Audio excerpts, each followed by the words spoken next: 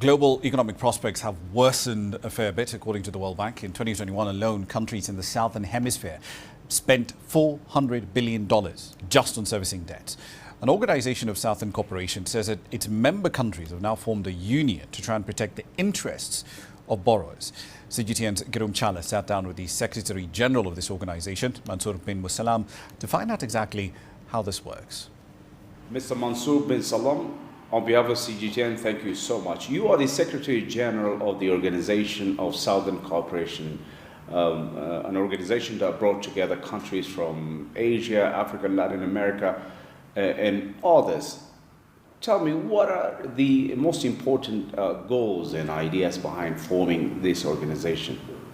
As you rightfully mentioned, the Organization of Southern Cooperation is an intergovernmental organization that is relatively recent, having been created in January 2020 and having become fully operational in 2023.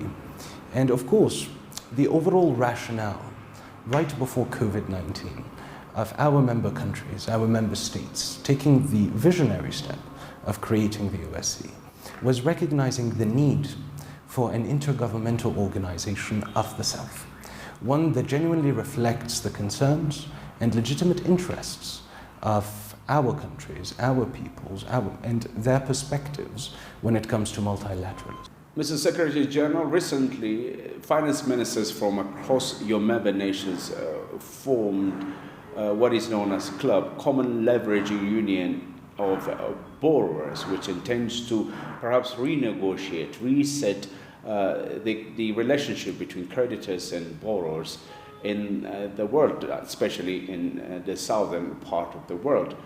What have you really achieved out of that, and what is the future holding for this? 3.3 billion people in the world live in countries where the governments have no other choice than to spend more on debt service than they can on education or health. And I think this is an important thing to mention. That is, when we speak of debt, when we speak of the international financial architecture, there's a fundamentally human dimension to this reality. And in 2021, in the midst of the debt service suspension initiatives, our countries of the South collectively paid more than $400 billion in debt service. That corresponds to more than double the development aid received by our countries in that same year.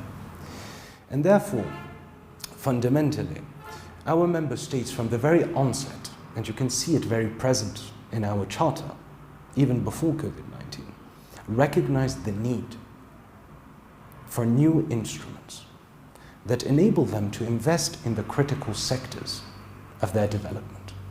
And that goes through two aspects that are crucial: debt relief and fresh finance.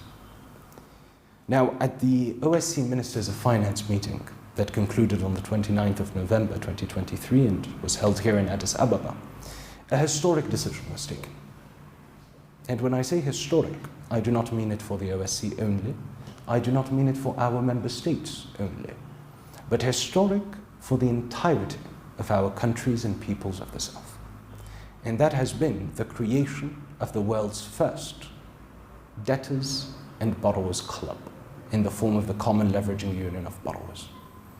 And through the creation of this instrument, by the adoption of very concrete bylaws that correspond to the objectives, procedures, structures of the club, our countries now have a concrete instrument and fora supported by the Secretariat in order to collectively negotiate debt relief, if they so choose, instead of having to negotiate alone, facing all creditors at once. Also, in this regard, how are you planning to bring on board creditors, countries which are providing finance for nations in the southern part of the world? How are you planning to bring them on board for this? The existing instruments have not delivered.